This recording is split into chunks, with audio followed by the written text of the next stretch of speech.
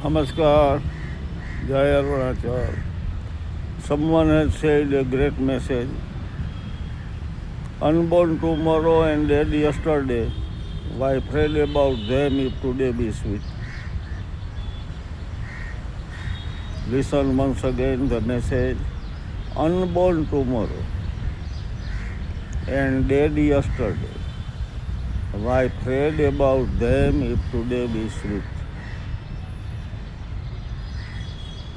ચાલો વિચાર કરીએ. અનબોર્ન ટુમોરો, જે આવતીકાલ જન્મી નથી, જે હજી આવવાની બાકી છે આવતીકાલ. એન્ડ ડેડ યસ્ટરડે, જે પણ વીતી ગઈ છે એ મૃત થઈ ગઈ.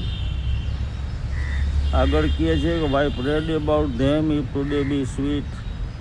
જો આજની ઘડીને રળિયામણી કરી શકતા હો,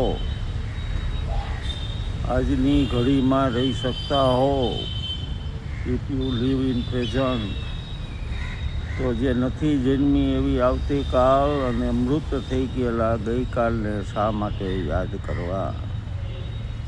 એની શું કામ ચિંતા કરવી?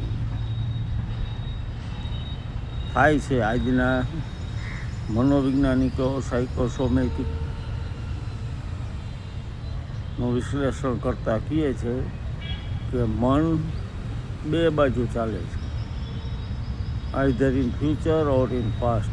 કાં ભૂતકાળની યાદોને તાજી કરે, વાગોળે, અને કાં ભવિષ્યના પ્લાન કરે, ચિંતા કરે. જે બનવાનું નથી, બન્યું નથી, બની શકે એવી મનોકલ્પનાઓ કરીને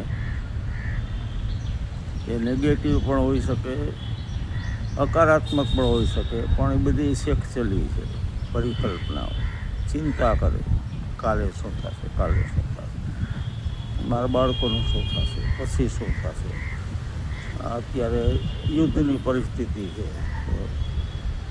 કાલે જ વરિષ્ઠ નાગરિકો વાતો કરતા હતા, અદાણીનો ગેસ બંધ થઈ જશે, ઇલેક્ટ્રિક ઇન્ડેક્સ લઈ આવી, એ મોંઘા થઈ જશે.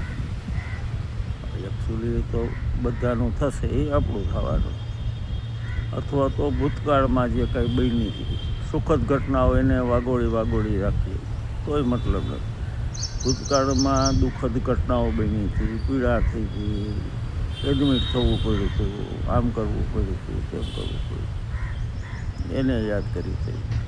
પણ મન આમ આમ આમ આમ આમ. ભગવાન બુદ્ધનું આ વાક્ય કહે છે, બીજા અર્થમાં ભગવાન બુદ્ધને યાદ કરાવે છે કે લીવ ઇન પ્રેઝન્ટ. અત્યારે રહ્યો. ઓશો કહેતા, ભગવાન શ્રી રમણ મહર્ષિ કહેતા, અરવિંદ કહેતા, બધાએ કીધું એ live in this moment. This is the moment to live. આ ક્ષણ છે, અત્યારે જીવો છો તે ક્ષણ. થોડીક વાર પછી એ પાસ્ટ થઈ જશે.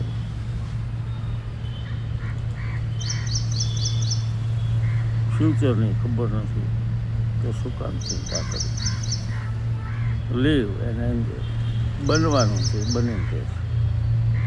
કોઈકે એક સરસ વાક્ય મૂક્યું कि जो हुआ वो अच्छा हुआ, जो हो रहा है वो अच्छा हो रहा है, और जो होगा वो भी अच्छा है. આટલી પોઝિટિવિટીથી જો જીવાય તો પછી કોઈ પ્રશ્ન નથી. આજે ગાર્ડનમાં સુવિચાર કાલે મોકલેલો મિત્રનો યાદ આવ્યો, એના ઉપર ચિંતન, આપણા પ્રતિભાવ ગમશે. વાક્યને ફરીથી દોહરાવું. Unborn tomorrow and dead yesterday, why fret about them if today be sweet. આજની ઘડીને રળિયામણી કરી શકાય તો મૃતપાય થઈ ગયેલી ગઈકાલ અને ન જન્મેલી આવતીકાલને શા માટે યાદ કરે? પ્રણામ. Have a good day. જય અરુણાચલ. નમસ્કાર.